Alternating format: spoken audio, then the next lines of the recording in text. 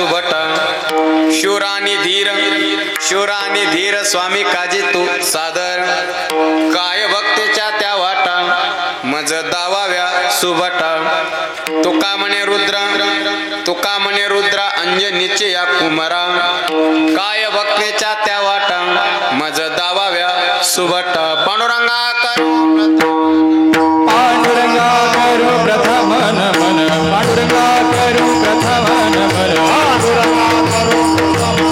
दुसरी शरण संताची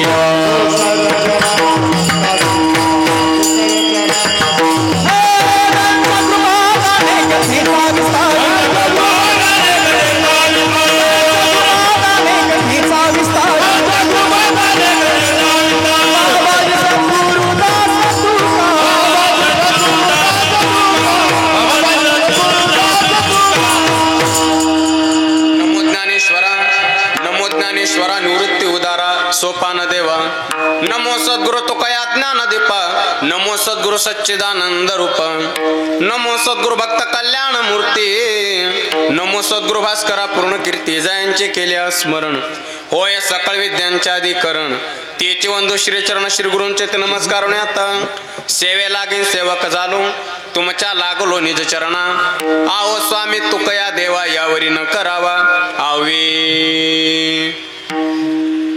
शरण शरण जे हनुमंता शरण शरण जे हनुमंता तुझ आलो रामदूता काय भक्तीच्या वाटा मज दावाव्या सुभटा प्रस्तुत प्राप्त प्रसंगी चिंतन रूपे सेवे करता निवडलेला अभंग मान भगवत भक्त संत श्रेष्ठ जगद्गुरु तुकोबाराय महाराजांचा 4 चरणाचा या अभंगातून तुकोबाराय आज आमच्या हनुमंतरायाकडे तुकोबारा भक्तीच्या वाटा दाखवण्याविषयी प्रार्थना करतात विठ्ठल विठ्ठल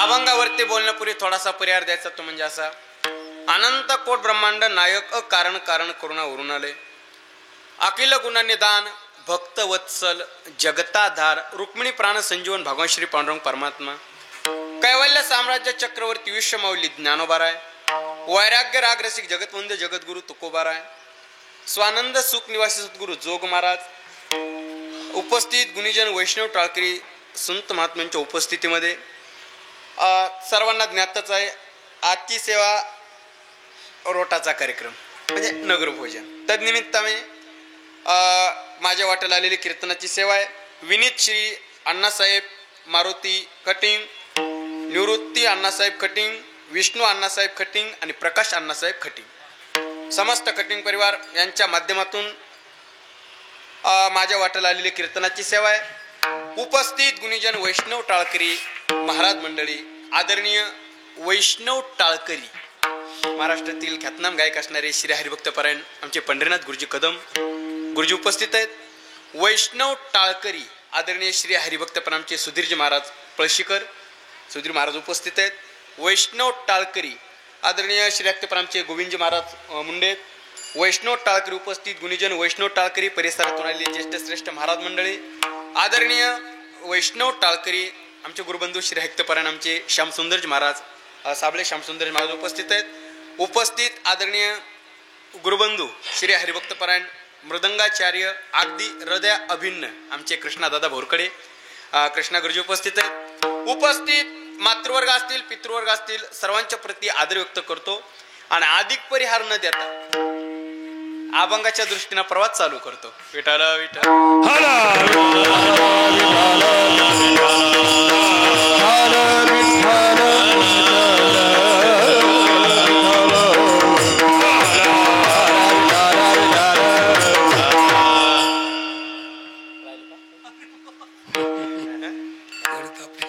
शरण शरणाजी हनुमंता शरण शरण हनुमंता तुझ आलो रामदूता काय भक्तीच्या त्या वाटा मज दावाव्या सुबटा प्रस्तुत या अभंगातून तुकोबाराय आज हनुमंतरायाकडे प्रार्थना करतात भक्तीच्या वाटा आम्हाला दाखवा काय भक्तीची या वाटा मज दावाव्या सुबटा भक्तीच्या वाटा दाखवा आता वाटा म्हणल्यावर अनेक वाट आहेत, अनेक वाट आहेत.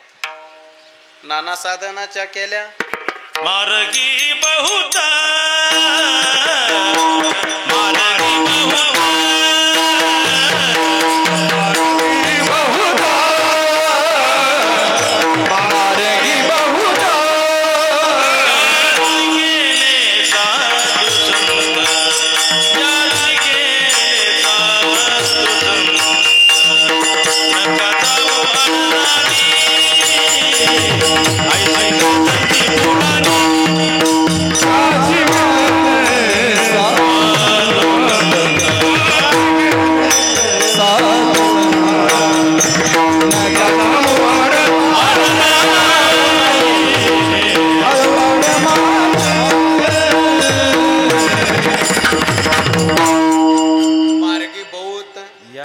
गेले साधू संत. साधू संत ज्या वाटे गेले त्या वाटेने मला दाखवा, ते वाट दाखवा. वेदमार्गे मुनी गेले त्याची मार्गे चालिलो. बर ठीक आहे, त्या वाटेनं जायचे, पण भक्तीचीच वाट का दाखवा. आता गुरुजी वाटा अनेक, कर्म नावाची वाट आहे, ज्ञान नावाची वाट आहे, योग नावाची वाट आहे आणि भक्ती नावाची वाट आहे. मार्ग अनेक आहेत, मार्ग अनेक आहेत, पण भक्ती मार्गानंच का जायचं? भक्तीचीच वाट का दाखवा आम्हाला, भक्तीचाच मार्ग का? त्याचं कारण आहे, त्याचं कारण आहे का? कारण भक्तीची वाट सोपी आहे. भक्तिपंत बहु सोपा स्वल्प वाटे चला स्वल्प वाटे चला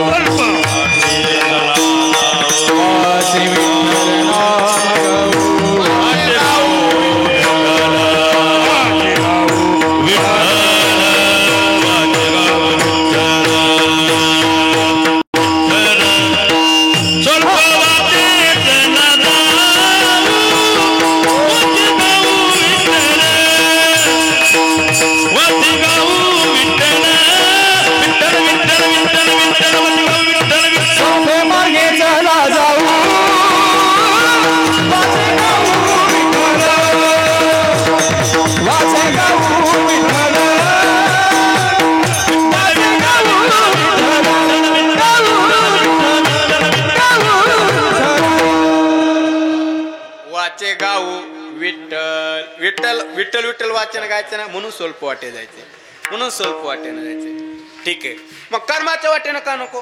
त्याचं कारण आहे कर्म बंधनात टाकते. वा, कर्म साधन बंधनात टाकायले, कर्म बंधनात टाकायले. मग म्हणले एक काम करा, काय? ज्ञान मार्गानं चला, ज्ञान अहंकार उत्पन्न करायले. नवल अहंकाराची गोटी विशेष नलग्या ज्ञानाचे पाठी, पण सज्ञानाचे नाना संकटे नाचायले. कर्म साधन बंधनात टाकायले, ज्ञान साधन अहंकार उत्पन्न करायले. मग एक काम करा, काय? योग मार्गाने चाला, योग मार्गाने चाला. पण योग मार्ग दुःख द्यायला, योगाच्या वाटा जे रिगाले का सोबाटा, त्या दुःखाचा तिशेल वाटा भाग आला. योग साधना करत असताना ज्ञानोबरा म्हणले, तया महेंद्रादी पदे करिता ते वाट वदे, रिद्धी सिद्धीचे द्वंद्वे पडोने टाकते, काम क्रोधाचे विलग ओटावते अनेक, शून्य सांग झुंजवावे की. योग याग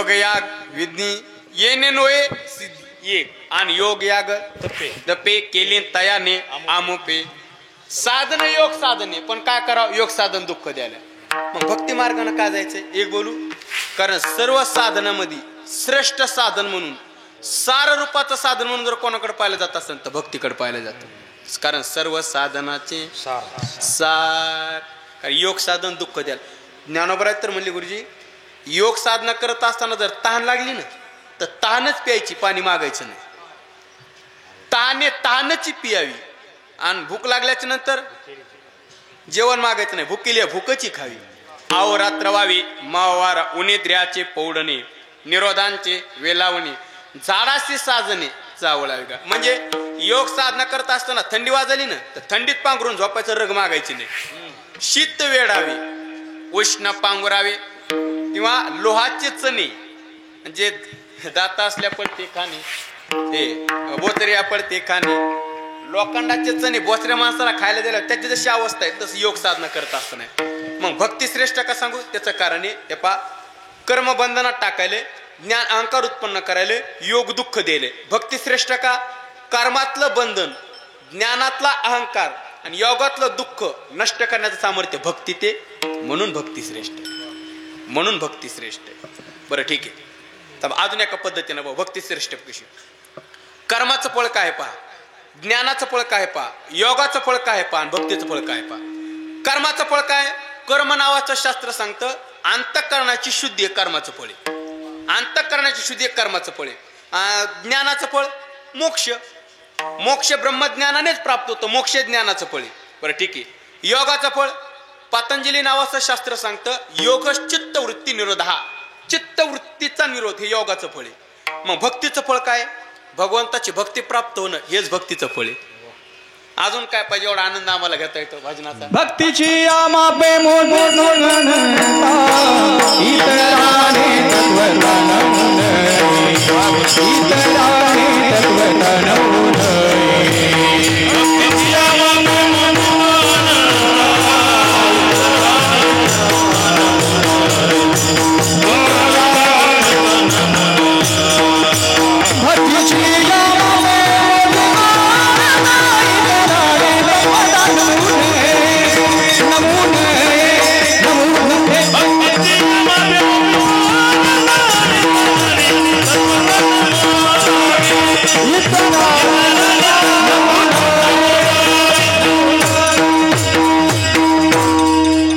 भक्तीच्या मापे मोजितो अनंता भक्तीच्या मापे मोजितो बस भक्तीच्याच मापानं मोजतं म्हणजे तू खबर आहे म्हणजे इतर आणि तत्वता न मोजावी म्हणजे मला मुद्दा मांडायचा भक्ती श्रेष्ठ हे पा कर्माचं फळ अंतःकरणाची शुद्धी अंतःकरणाची शुद्धी झाली की तुमचं कर्म नावाचं साधन संपून जातंय भक्ती श्रेष्ठ का पा अंतःकरणाची शुद्धी झाली की तुमचं कर्म नावाचं साधन संपून जातंय मोक्ष प्राप्त झाला की तुमचं ज्ञान नावाचं साधन संपून जाते चित्तवृत्तीचा निरोध झाला की तुमचं योग नावाचं साधन संपून जाते पण हे पा भगवंताची प्राप्ती झाली तरी भक्ती शिल्लक राहते म्हणून आमची भक्ती श्रेष्ठ आहे म्हणून भक्ती श्रेष्ठ आहे म्हणून तो कवर म्हणले देवा बरं थांब एक पद्धतीने अजून विचार म्हणतोय का गुरुजी कर्म ज्ञान योग ही 3 साधन आहेत ना साधकाला भक्ताला देवाकडे घेऊन जातील पण आमचं भक्ती साधन असे देवालाच घरी घेऊन येतोय सुख येतो घरा नारायण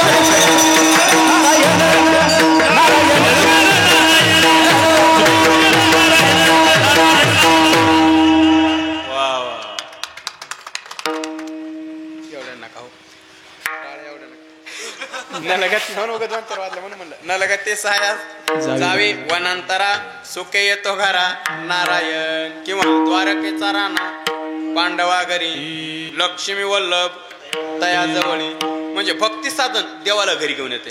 मग तुका बरं म्हणले देवा एक काम करा, काय तुम्ही मला आता वाटा दाखवायच्यात ना, इतर कोणतेच मार्ग दाखवू नका, मग आम्हाला भक्तीचीच वाट दाखवा, अभंगाचं दुसरं. काय भक्तीचा वाटा, काय भक्तीचा वाटा.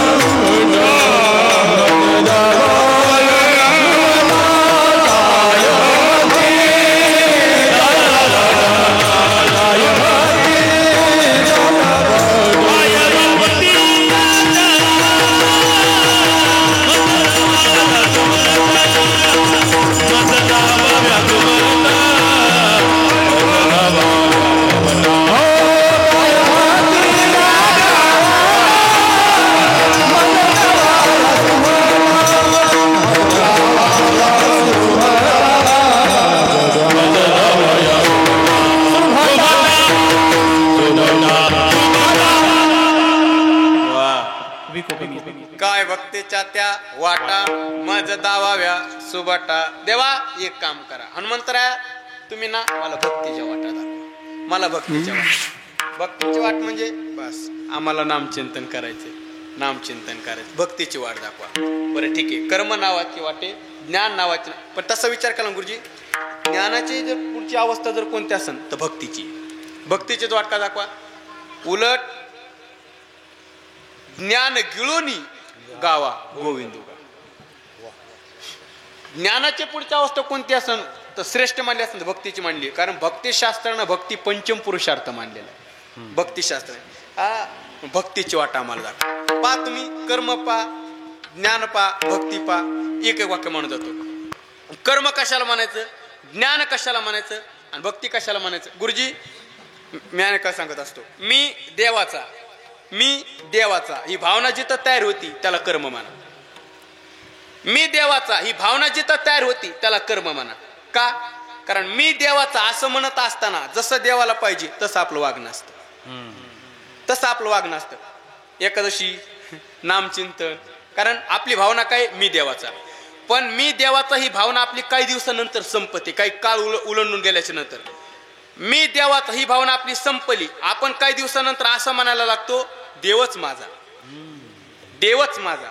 मी देवाचा हे कर्म, आणि ज्या वेळेला देवच माझा म्हणतो याला भक्ती म्हणा, याला भक्ती म्हणा. कारण देवच माझा म्हणत असताना जसं देवाला पाहिजे तसं आपल्याला वागायची गरज नाही, मग देवच आपल्या म्हणण्याप्रमाणे वागायला लागतो.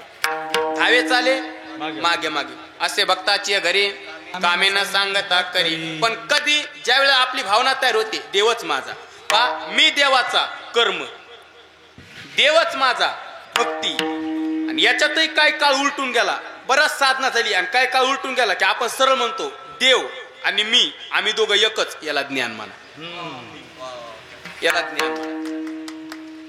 एवढं नका हो, देव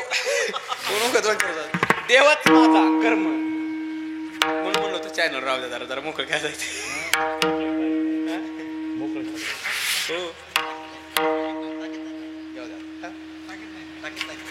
मी देवाचा कर्म, बरोबर, कारण जसं देवाला पाहिजे तसं आपलं वागणे. देवच माझा भक्ती आणि आम्ही दोघं एकच, ज्ञान. ज्ञान ठीक आहे. जर व्यवहारातलं उदाहरण देतो, नाजूक आहे व्यवहारातलं, पण आपल्या सिद्धांत करता देतो. नवीन सुनबाई नांदाला आली, नांदाला आल्याच्या नंतर तिची एकच भावना असते, मी माझ्या पतीची, मी माझ्या पतीची म्हणत असताना जसं पतीला पाहिजे तसं तिचं वागणं असतं, याला कर्म म्हणा. कर्म माना. कारण जसं पतीला पाहिजे तसेच वागणे. पण 3-4 वर्ष उलटून गेले की ती मी माझ्या पतीची असं म्हणत नाही, पतीच माझा म्हणते. मग पतीच माझा असं जेव्हा म्हणते तेव्हा पतीच्या म्हणण्याप्रमाणे तिला वागायची गरज नाही, पतीच. म्हणजे मग याला भक्ती म्हणा, याला भक्ती म्हणा. हे उदाहरण दिलं मी. आणि 50-60 वर्ष झाली की दोघं देवळात येऊन बसत येत आणि एकामेकाकडे बघत येत. मात्र हळूच करून म्हणतो होय शेवटी आपण दोघं एकच आहेत. मग याला ज्ञान म्हणा, याला ज्ञान म्हणा. फक्त 50-60 वर्ष वय झालं कळतं, एवढाच फरक आहे, दुसरं काय. म्हणजे मी देवाचा, कर्म देवच माझा, भक्ती आणि आम्ही दोघं एकच, ज्ञान. ज्ञान. पण एक बोलू, ज्ञानाची पुढची अवस्था कोणती म्हणलं असतं भक्तिशास्त्रानं, तर भक्ती मांडलेली. अहो कृष्णा दादा तुकोबारा देवाला भांडले, देवाला स्पष्ट म्हणले, देवा ब्रह्मज्ञानाच्या बाबतीत तुम्ही आम्हाला काहीच सांगायचं नाही, करायचं असं तर मी भक्त तू देव ऐसे करी, मी भक्त तू देव.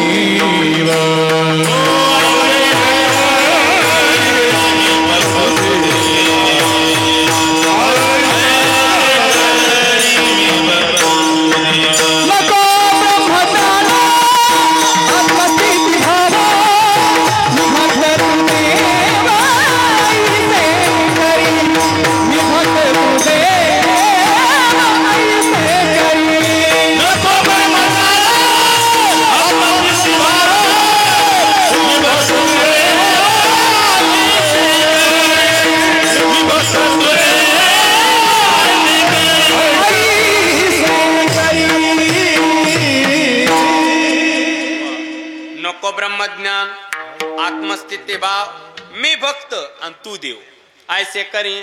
असं का करतेच कार्य म्हणजे नको ब्रह्मज्ञान. म्हणजे ब्रह्मज्ञानाच्या गोष्टी आम्हाला सांगू नका, हे फक्त तुकोबारानेच म्हणा बरं. हो ना, ज्याचा हरिपाठ सुद्धा पाठ नाही त्याचे काम नाही. मार्ग म्हणजे देवा ब्रह्मज्ञानाच्या बाबतीत काहीच सांगू नका, करायचं असं ते एकच करा, मी भक्त आणि तू देव. असं का, कारण मला भजनाचा आनंद घ्यायचा आहे, भजनाचा आनंद घ्यायचा आहे. आणि भजनाचा आनंद भक्ती ते ब्रह्मज्ञानात नाही. ब्रह्मज्ञानात का नाही, कारण ब्रह्मज्ञानात वृत्ती शिल्लक राहत नाही, तर आनंद घ्यायचा कसा. कारण वृत्ती ते निवृत्ती झाली, जनन दिसे ते ब्रह्मज्ञानात वृत्ती शिल्लक राहत नाही, आनंद घ्यायचा कसा. वृत्ती शिल्लक फक्त भक्तीत राहते. पहा, जागृत अवस्थेत वृत्ती ईश निर्मित पदार्थाशी संलग्न झालेली असते. जागृतीत, सुषुप्तीमध्ये वृत्ती उपादानात लीन होती, समाधीमध्ये वृत्तीचा बाद होतो, उन्मनीमध्ये वृत्ती उन्मन होऊन जाते, तुर्य अवस्थेत वृत्ती अधिष्ठानात लीन होती, स्वप्नामध्ये वृत्ती मनसंकल्पित पदार्थाच्या सहवासात जाती. भक्तीचा अशी की भक्तीत वृत्ती शिल्लक राहते. म्हणून तो तुकोबारा म्हणले, ते माझे हर वृत्ती राहो, ते माझे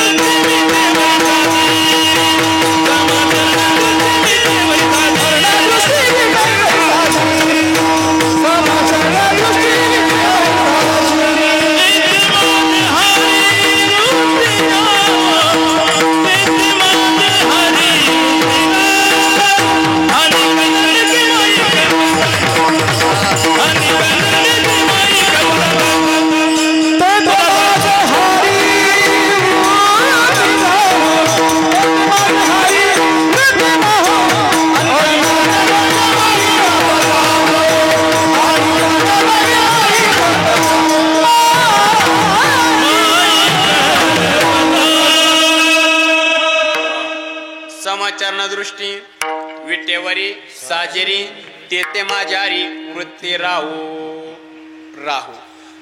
आता ह्याची ध्यान.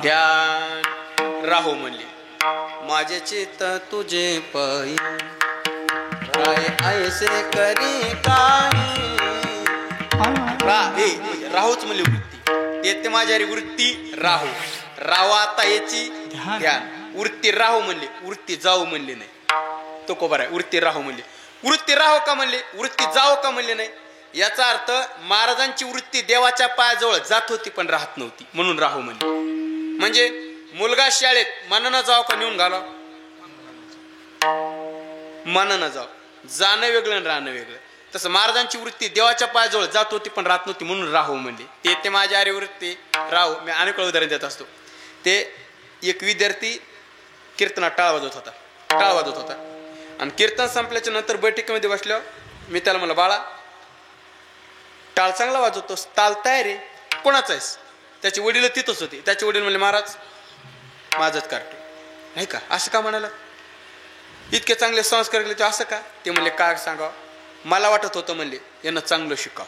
म्हणलं मग झालं काय? काय झालं म्हणजे यांना चांगलं गायन कीर्तन शिकाव म्हणून मी याला 5वीलाच असताना आळंदीला नेऊन टाकलं. म्हणलं मग झालं काय? काय झालं म्हणजे हे तिथं राहिलंच नाही.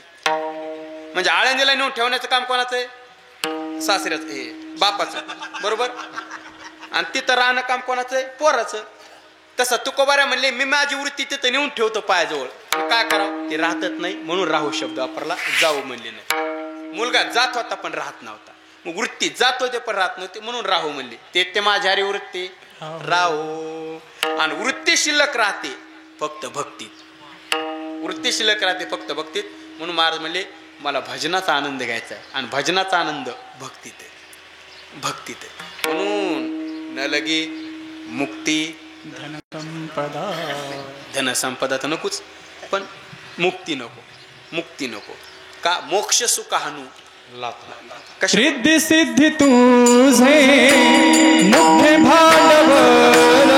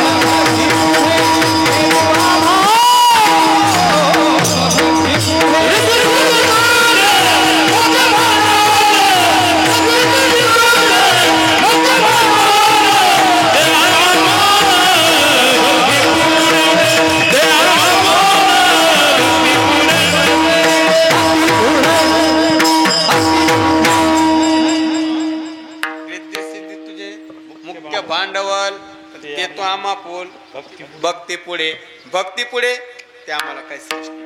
हा, आमच्या फक्त का? कारण मनी भक्तीची आवडी म्हणून बाकीचा नको. देवा ऐके रे विनंती, मज नको रे मुक्ती. किंवा एका ठिकाणी तर तुकोबार असं म्हणले, मोक्षाच्या मुक्तीच्या डोक्यावर जर पाय देण्याचं सामर्थ्य कोणात असेल तर भक्ती. ते मुक्तीची तो का म्हणे, आता मुक्तीची आम्ही मुक्तीची या माता, मुक्तीची माता. म्हणजे मला मुद्दा मांडायचा आहे भक्तीचा. बरं बघा, एवढं भक्ती साधनाला तुकोबाराने उचलून धरलं, काय करावं आपण? नामचिंतनच करीत नाही. एवढं उचलून धरलं नाही. पण एक संसारी जीवाचा स्वभाव आहे. कृष्णादादा मी अनेक वेळा सांगत असतो, संसारी जीवाचा स्वभाव आहे काय? संसारी जीवाला असं वाटतंय आपल्याला जे प्रयोजन प्राप्त करायचंय, आपल्याला जे मिळवायचंय ते सोपं असावं, पुन्हा गोड असावं, पुन्हा नित्य टिकणारा असावं आणि त्यातले त्यात फुकट असावं. हो ना, संसार जीवाचा स्वभाव आहे. जे प्राप्त करायचंय ते सोपं असावं, गोड असावं, नित्य टिकणार असावं, फुकट असावं. पण एक बोलू, या जगात देवाचं नाव जर सोडलं, भक्ती सुख जर सोडलं, तर या जगात अशी एक वस्तू नाही ती सहज आहे, गोड आहे, सोपी, नित्य फुकट आहे. देवाचं नाव जर सोडलं तर एक वस्तू नाही ती सोपी आहे, गोड आहे, नित्य फुकट आहे. पहा तुम्ही, मी उदाहरण देतो तुम्हाला. मार्च महिन्यात लिंबोळ्या लागतात. पहा, मार्च महिन्यात लिंबोळ्या लागतात. दिसायला भारी आहेत, सोप्या आहेत, बरं चला फुकट आहेत. गोड आहेत का? गोड नाहीत. बरं मावळाचं मध गोड आहे, सोपा नाही. लिंबोळ्या सोप्या आहेत तर गोड नाहीत, आणि मावळाचं मध गोड आहे तर सोपा नाही. बरं खडी साखरेचा खडा सोपा पण आहे गोड पण आहे, फुकट नाही. फुकट नाही. कधी कधी काय होतं गुरुजी, बांधाव काकड्याचा लूग होतो. बांधाव काकडीचा लूग होतो, शेतात बांधाव उगवतो. दिसायला भारी आहे, काकड्या येत, बरं फुकट येत, कडू येत. बांधाव उगायला येईल तो. म्हणजे मला म्हणतात कोटे काही एक आहे एक नाही. पण देवाचं नाव सोपं पण आहे, गोड पण आहे, नित्य टिकणारे पण आहे, फुकट पण आहे. गोड तुझे रूप, गोड तुझे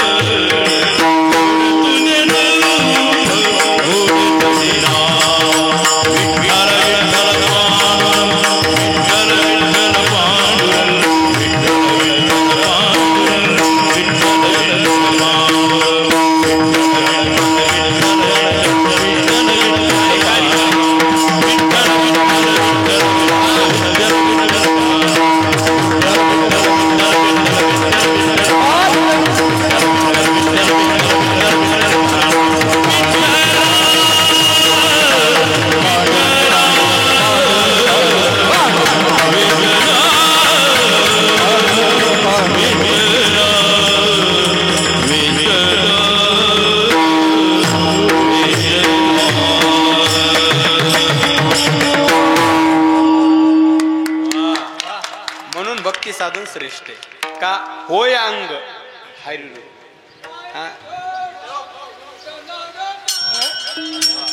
काही थोडा बहुत लागे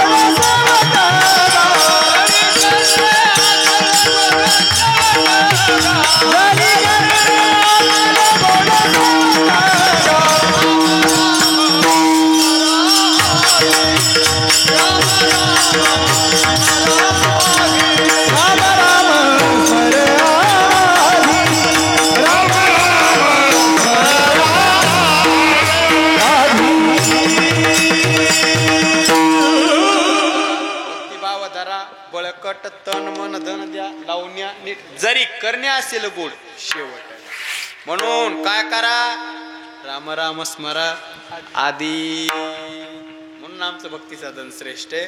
म्हणजे मला मुद्दा मांडायचा आहे आमच्या देवाचं नाव गोड आहे. शेवट गोड करायचं आहे ना मग नाम गोड कंठा धरावं लागेल जरी करण्या असे गोड शेवट म्हणजे मला मुद्दा नाम गोड आहे गोड आहे ठीक आहे.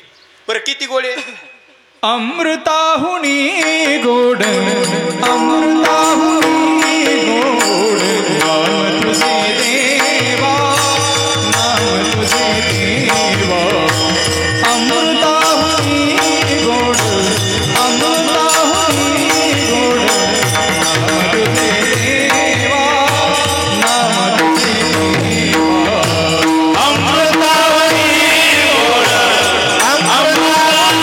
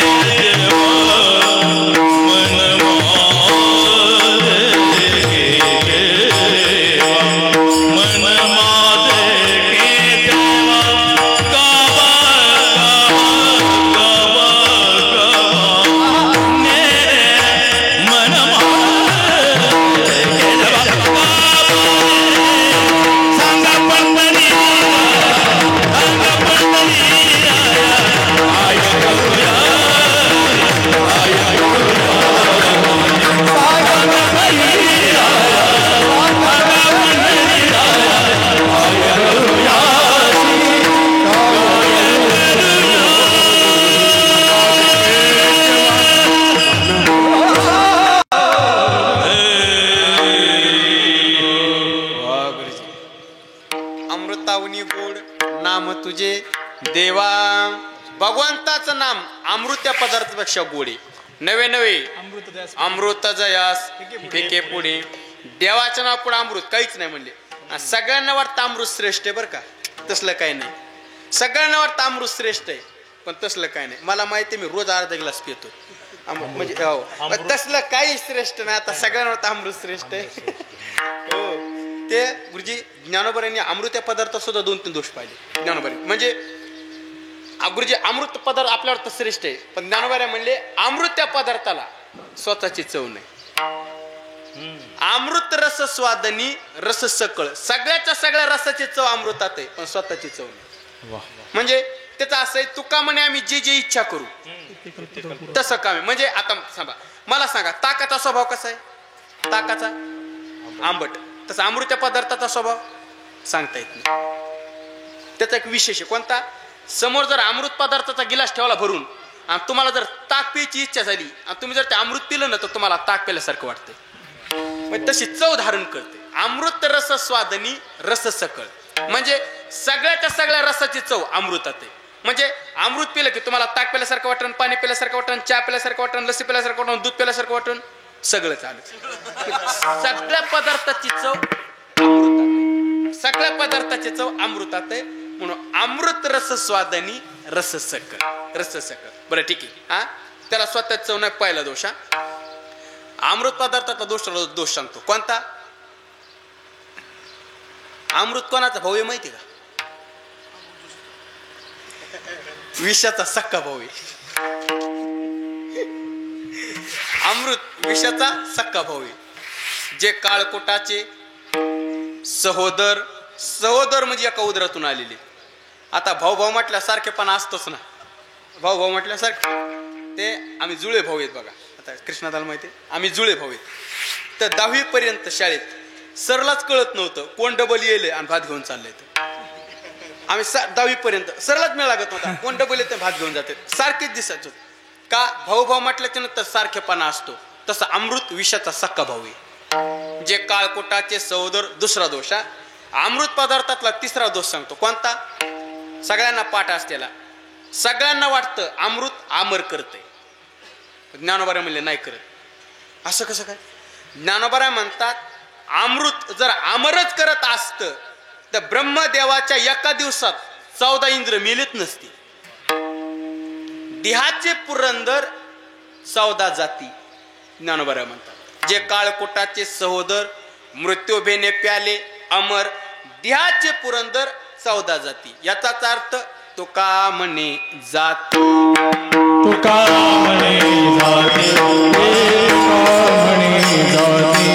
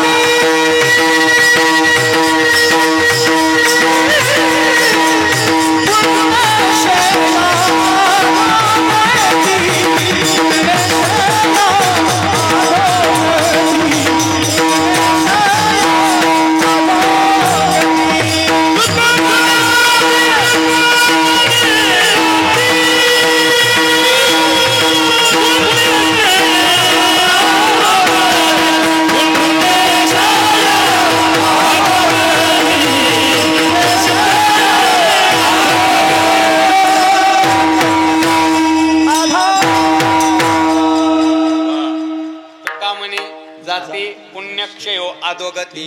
पुण्य संपलं की वापस तो पुण्याचे पावटी सरी. सवेचंद्र पणाची उठी येऊ लागती माघारी मृत्यू लोका. म्हणजे मला मुद्दा मांडायचा आहे भगवंताचं नाम अमृत या पदार्थापेक्षा श्रेष्ठ आहे. गोड आहे. चला नाम गोड कळलं. नाम सोपं आहे का. सोपं सुद्धा आहे. नामा संकीर्तन साधन पै सोपे. तुका म्हणे सोपे आहे सर्वांनी. तुका म्हणे सोपे आहे सर्वांनी. तुका म्हणे सोपे आहे सर्वांनी. तुका म्हणे सोपे आहे सर्वांनी. तुका म्हणे सोपे आहे सर्वांनी.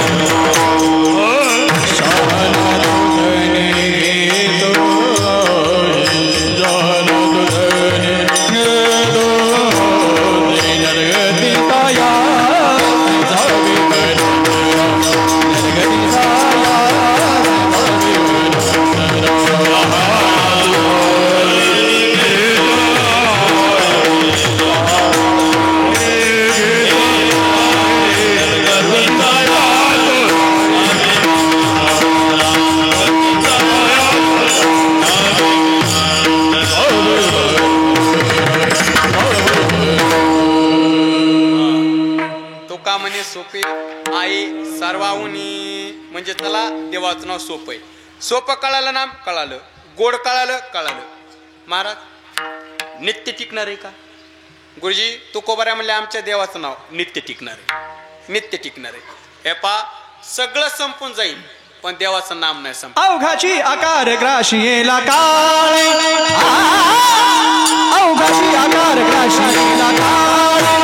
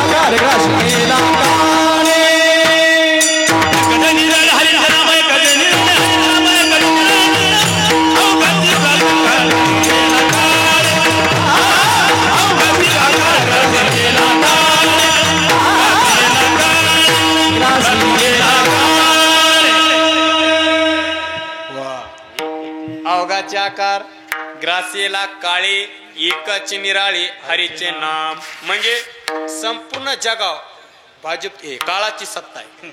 संपूर्ण जगाव काळाची सत्ता आहे देवाच्या नामावर. अवघाचे आकार ग्रासेला काळे एकाचे निराळे हरीचे नाम म्हणजे मला मुद्दा मांडायचा आहे. काळाची सत्ता नामावर चालत नाही, नामावर चालत नाही म्हणजे सगळं संपून जाईल देवाचं नाव नाही संपणार, नित्य टिकणार आहे.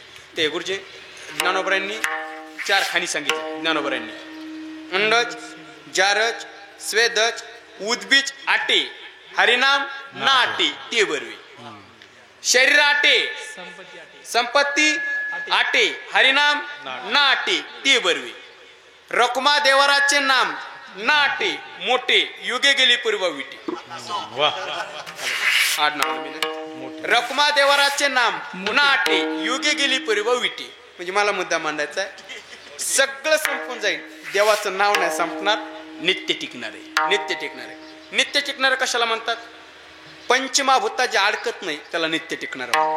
आणि आमच्या भगवंताचं नाम पंचमहाभूतात अडकत नाही म्हणजे पहा तुम्ही पृथ्वीपेक्षा पाणी 10 पट व्यापक आहे, पाण्यापेक्षा तेज 10 पट व्यापक आहे, तेजापेक्षा वायू 10 पट व्यापक आहे, वायूपेक्षा आकाश अनंत पटीने व्यापक आहे आणि आकाशापेक्षाही गगनाहुनी वाढ नाम आहे, गगनाहुनी वाढ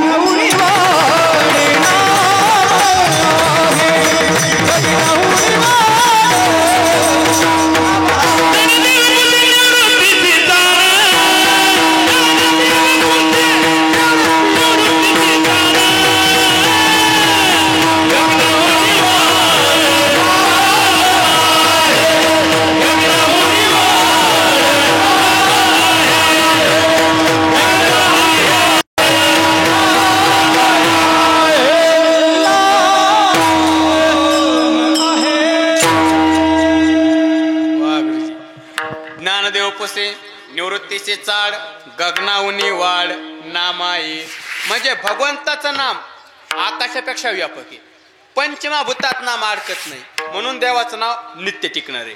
पा देवाचं नाम सोपं कळालं कळालं, गोड कळालं कळालं, नित्य टिकणार कळालं कळालं. महाराज महत्वाचं राहिले फुकट आहे का सांगा?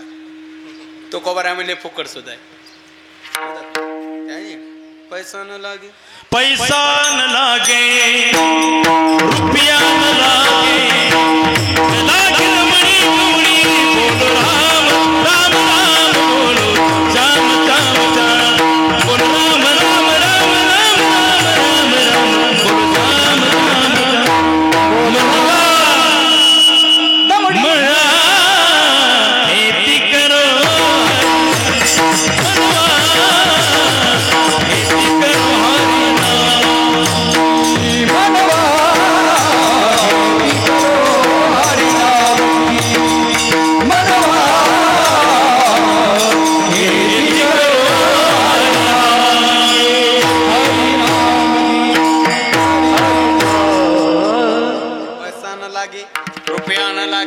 न लागे कवळी दमडी म्हणजे देवाचं नाव फुकटे ते नाटाच्या मग प्रमाणे तो का म्हणे नवेच तामोल तो आयासे माग विठ्ठल वेचिता फुकाचे बोल केवळे कोल आबागे या नाम फुकाचे नाम फुकाचे फुकाचे फुकाचे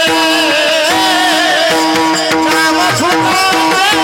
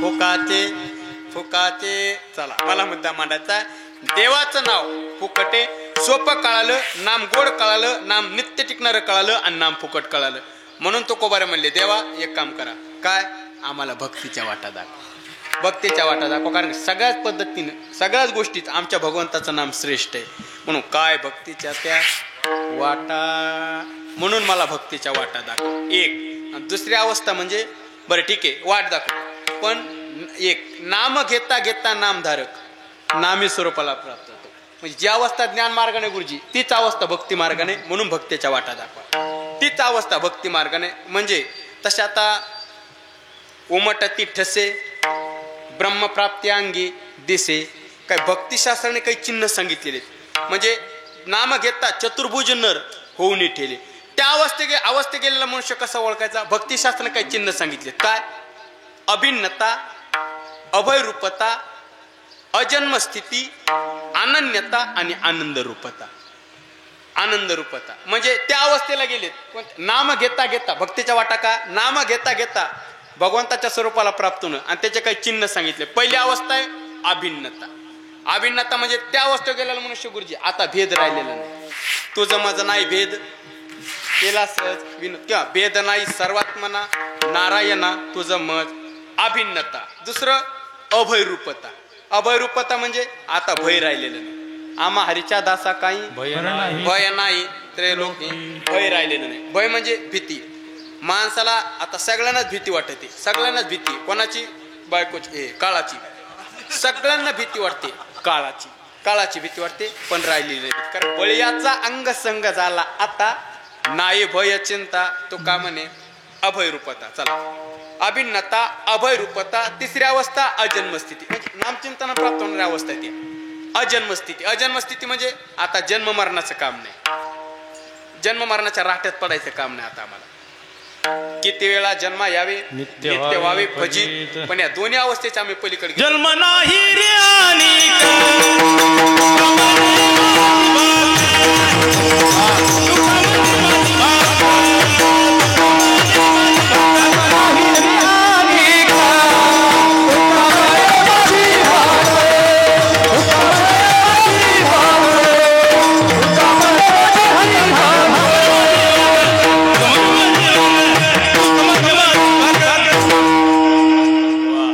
जन्म नाही रे अनेक तो का म्हणे माझे बाक आता जन्म मरण राहिले बीज भाजून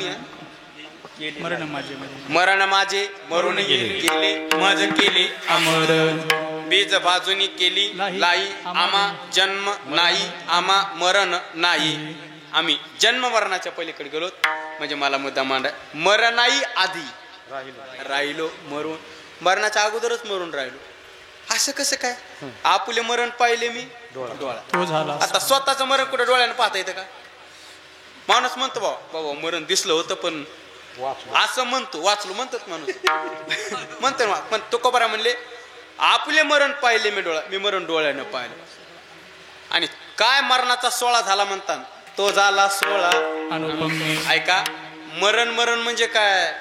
याच्यातून जीव निघून जाणं म्हणजे मरण नाही. मरण शब्दाचा अर्थ असा आहे या शरीराची आसक्ती सुटणं, या शरीराचं तादात्म्य सुटणं, या शरीराचं ममत्व सुटणं. देह जावो आत्वा राहो हे खरं मरण आहे. देहाचा समान सुटणं हे मरण आहे. म्हणजे सोपं सांगतो, संत महात्मे शरीर सोडत नाही, शरीराचा समन सोडतात. संत महात्मे शरीर सोडत नाहीत, शरीराचा समन सोडतात. आणि आपण शरीर सोडतो पण समन सोडित नाहीत. मेल्यावर सुद्धा सोडित नाही. जिवंतपणे आपण शरीराचा समन सोडतच नाहीत, पण मेल्यावर सुद्धा सोडित नाही. ऐसा ठाव दिला देवे, देवे ऐसा ठाव दिला आता मारावे नरगे. म्हणजे आता आम्ही जन्म मरणाच्या राट्यात पडत नाही, कारण शरीराची आसक्ती सुटली. म्हणजे संत महात्मे शरीर नाही, शरीराचा समज सोडतात. ते अनेक उदाहरण देत असतो बघा. ते आमच्या जालना जिल्ह्यात एक शेतकरी होता गुरुजी. जालना जिल्ह्यात एक शेतकरी होता. 130 एकर ऊस होता त्याला. 130 एकर ऊस. पोरग कलेक्टर, सुनबाई वकील, मोठा माणूस, 3 गाड्या बसायला, बैलगाड्या. आपल्या ते मला नावच येत नाही त्या मोठ्या गाड्याची, घेतच नाही. आपलं बैलगाड्या म्हणलं मोकळं होतं माणूस. मोठा माणूस कशाचा फिरा नाही तिकडं असू द्या. मोठा माणूस जालना जिल्ह्यात. आणि मग ते त्याला नाना म्हणायचे, सगळे नाना म्हणायचे. 75-80 वय असेल त्यांचं. आणि काय झालं, एक दिवशी मात्र मेलं. एक दिवशी मात्र मेलं. हो एक दिवशी मेलं ते. एक दिवशी मेलं तेव्हा. एक दिवशी मात्र मेलं. आणि मेल्याच्या नंतर कृष्णा दादा हे लोक मातीला लोक उभा राहा जागा नाही, मातीला लोक. मग काहींना मातीला येता आलं नाही म्हणून काही जण दुसऱ्या दिवशी सावडायला आले. राख सावडाचा कार्यक्रम सावडायला आले. पण काहींना 4-5 दिवसानंतर माहिती झालं की जालना परिसरातले नाना गेली म्हणून जालन्याची. म्हणून काही जण म्हटले आता असं भेटून येऊस तर डायरेक्ट दाव्याला आले. गंगा नदी ना, गोदावरी नदी, डायरेक्ट दाव्याला आले, नदीवर दाव्याला आले. आणि दाव्याला इकडं प्रवचनाचा कार्यक्रम चालू आणि इकडं पिंडदानाचा कार्यक्रम चालू. पण गंमत अशी झाली, कावळा शिवायला तयार नाही. कशाला? गायच्या पिंडाला. कावळा शिवायला तयार नाही. काय करावं. मग एक जण काय म्हणला, एक काम करा, मुलगा, सुनबाई, नातू दोघं तिघं जा आणि पाया पडून ये. मग म्हणजे मुद्दा काय मांडलो, आपण शरीर सोडतो पण शरीराचा समज सोडित नाहीत, मेल्यावर सुद्धा सोडित नाहीत, हे मी सांगलो. आणि मग एक जण म्हणला, मुलगा, नातू, सुनबाई जा पाया पडून ये. हे तिथं गेले पिंडापाशी, नाना आमक बोलले आणि परत आले.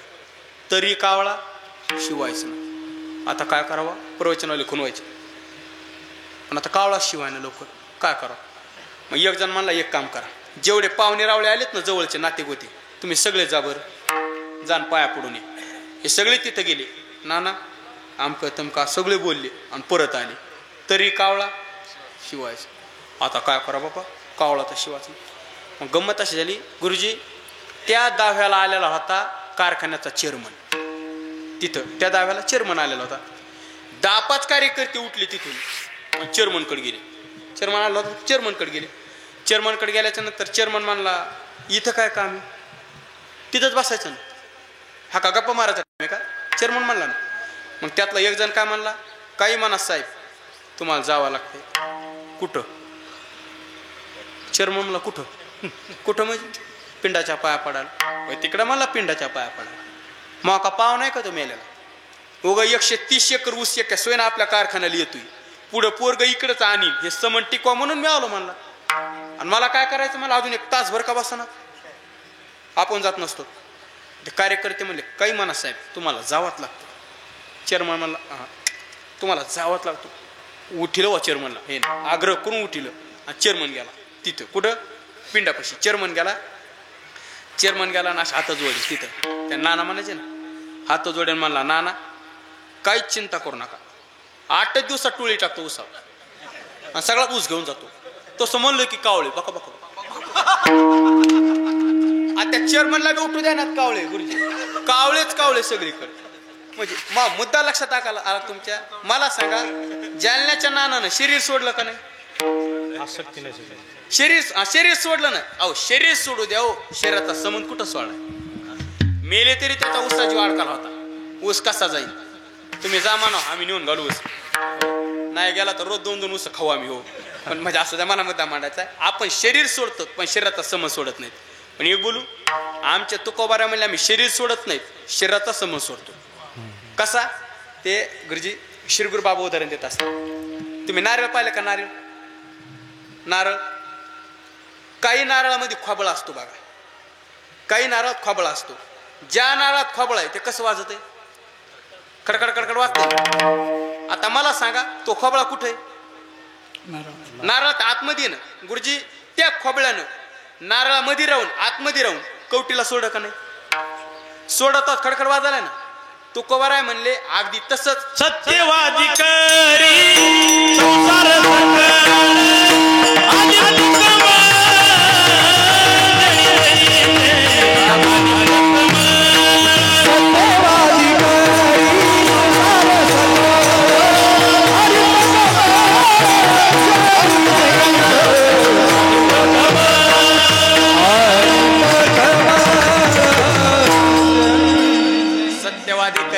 संसार सकळ अलिप्त कमळ जळी जैसे. याचाच अर्थ पद्मपत्र म्हणजे मला मुद्दा मांडायचा बघा. आता त्या खोबळ्यानं नारळात राहून कवटीला सोडलं का नाही? सोडलं ना. तुकोबाऱ्या म्हणले अगदी तसंच देहात राहून देहाचा संबंध आम्ही त्या खोबळ्यासारखा सोडला. म्हणजे देह जाओ आत्वा राम. एक उदाहरण बाबा देत असतात. दुसरं उदाहरण देत असतात. त्या चिकूमध्ये बी असती बी. चिकूमध्ये बाहेर काढली तर जशाल तशी शाबीत निघती. थोडी सुद्धा घाण त्या बीला लागत नाही. तसं देहाचं थोडं सुद्धा ममत्व आत्मस्वरूपाला लागू देत नाही. म्हणजे देहाचा परिचय देत नाहीत आम्ही. देहाचा परिचय देत नाहीत. समजा महाराजांनी विचारलं, महाराज परिचय, मग तुमचा परिचय देत असताना मग महाराज तुम्ही परिचय कसा देतात? महाराजांनी महाराज आपण जर समज विचारलं, आपल्याला जर एखाद्याने विचारलं तुम्ही कोण? आपण मी बाबूराव. अरे बाबूराव. बाबूराव हे नाव ह्याच आहे, बरोबर आहे का नाही? देहाच्या संबंधानं निर्माण झालेली ओळख काय काळापुरती असते, पण आत्मसंबंधानं निर्माण झालेली ओळख कायमस्वरूपी टिकणारी असते. तुम्ही आमच्या तुकोबारांना विचारून पाहा ना, महाराज तुम्ही कोण? तुकोबारा म्हणले नाही मी तुकाराम. मग मी वासुदेव तत्वता. मी वासुदेव तत्वता म्हणले तुकोबारा. पण कशावरून कळो येईल? विचारिता. बरं पुरावा सबूत आहे ठाऊक सभाग्या संत. अजून कोणाला नाही तुझ्या अनेक मागता गा. मी वासुदेव तत्वता म्हणजे संत महात्मे देहाचा परिचय देत नाही. मी वासुदेव तत्वता म्हणले म्हणून मी कोण हे माणसाला अगोदर कळा. मी अनेक वेळा सांगत असतो मी कोण आहे, कुठं जायचं. गुरुजी मी अनेक वेळा सांगत असतो माणसाला कुठं जायचंय हे अगोदर कळा. आणि कुठं जायचं हे जरी नाही कळलं तर कुठून आलो हे तरी कळा. आणि कुठून आलो हे बी नाही कळलं तर सध्या कुठे तरी कळा. आणि सध्या कुठे हे बी नाही कळलं तर आपण कोणी तरी कळा. कुठे जायचंय अगोदर कळा. कुठं जायचं नाही कळलं तर कुठून आलो हे तरी कळा. कुठून आलो हे नाही कळलं तर सध्या कुठे तरी कळा. आणि सध्या कुठे हे नाही कळलं तर आपण कोणी तरी कळा. याला उलट करतो, याला उलट करतो. आपण कोण आहेत हे कळालं की आपण कुठे हे कळत असतं. आणि आपण कुठे हे कळालं की आपण कुठून आलो हे कळत असतं. आणि आपण कुठून आलो हे कळालं की आपल्याला कुठं जायचंय हे कळत असतं. आलासी कोटूनी जायाचं कोण्या काय घरदार नाही तो जे आवडी लटकीच माय सावध होई बाप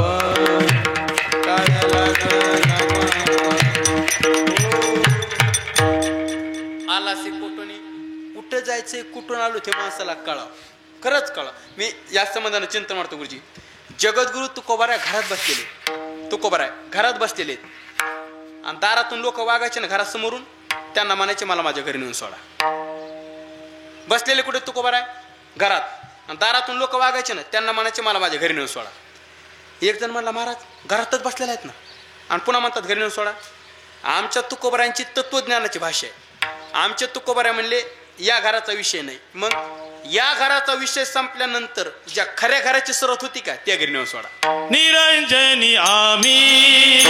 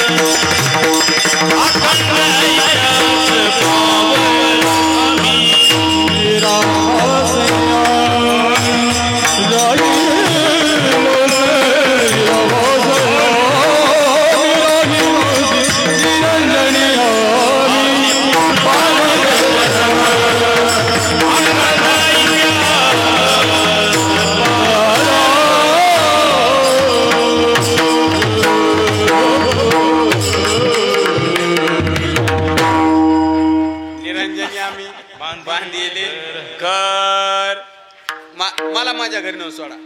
तुम्हाला महाराज घरात बसलेले आहेत ना. तुकोबारा म्हणले या घराचा विषय नाही, या घराचा विषय संपल्यानंतर ज्या खऱ्या घराची सुरुवात होती त्या घरी नेऊन सोडा. मग त्या साधकाच्या लक्षात आलं महाराज कुठं जायचं म्हणाले. तो म्हणाला महाराज का जाण्याची भाषा करायला आलात तर राहा ना. आमच्या तुकोबारा म्हणले राहून काय करू, मला इथं करमत नाही. माणसाला स्वदेशात करमत असते, परदेशात नाही. तुम्ही आम्ही राहतो हा परदेशी, तुम्ही आम्ही राहतो हा परदेशी. अहो स्वदेश म्हणजे मूळचं स्वरूप. ज्ञानदेवा ज्ञाने राम कृष्ण मनी ज्ञानदेवा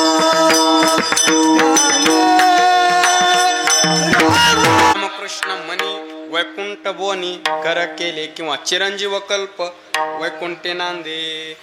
त्या घरी मला जायचे, त्या घरी मला जायचे. बरं ठीक आहे मग महाराज त्या घरी जायचं. मग तुम्ही इथं आलात कसं. महाराज म्हणले सहज फिरत आलो.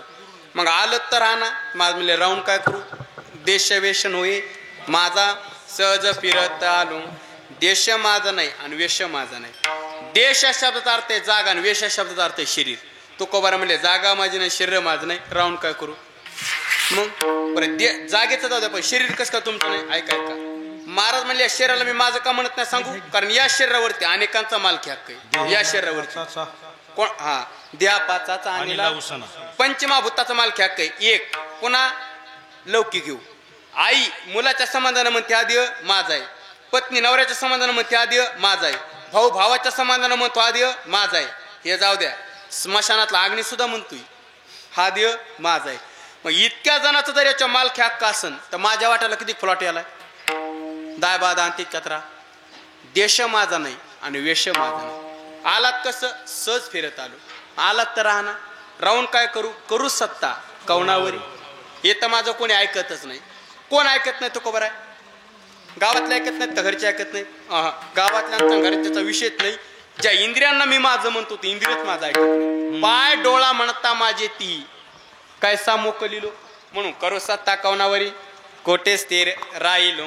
म्हणजे म्हणून काय करायचंय, मूळच्या स्वरूपाला जायचंय.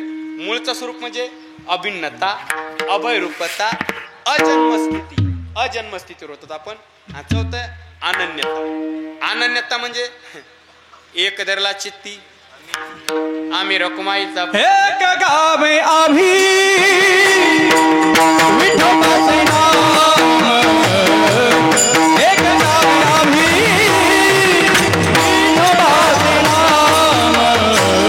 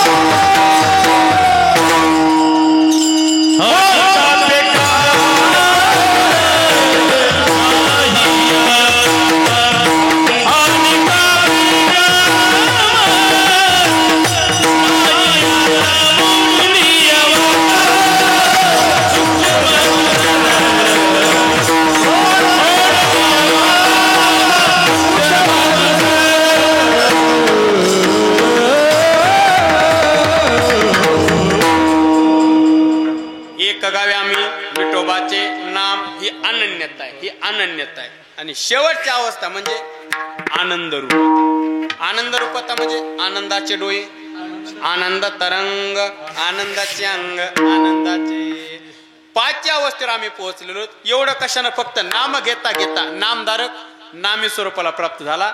म्हणजे मला मुद्दा मांडायचा, भक्ती साधनाने त्या अवस्था प्राप्त झाली. म्हणून तुम्ही एक काम करा, काय? मला भक्तीच्या वाटा दाखवा. काय भक्तीची त्या वाटा माझा दावाव्या सुबाटा, भक्तीच्या वाटा दाखवा. मी तुम्हाला शरण आलो, एकदा नाही दोनदा शरण आलो. अभंगाचं पहिलं शरण. सूर आणि धीर शरण शरण शरण हनुमंता शरण शरण हनुमंता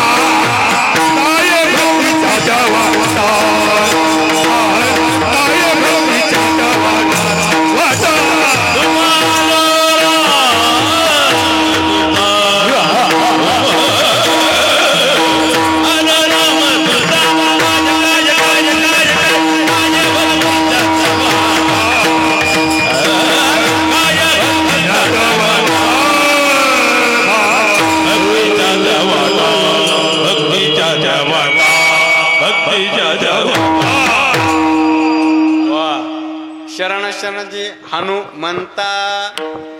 हनुमंतराय मी तुम्हाला शरण आलो. एकदा नाही दोनदा म्हणतात. शरण शरणजी हनुमंता शरण आलो.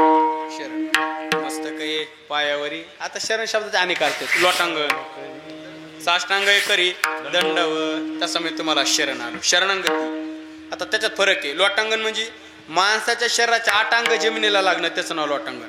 पाद हस्तो जाणीनु दे उराष्ट्यास्त लाटकम अष्टांगेन स्पर्श भूमी साष्टांग परिणित तस्य 6. 2 हात 2 पाय 2 गुडघे छाती आणि मस्तक जमिनीला लागणं, त्याचं नाव लोटांगण. घालीन लोटांगण मोकळं पटांगण आपलं लोटांगण हो. म्हणून साष्टांग करी दंडव.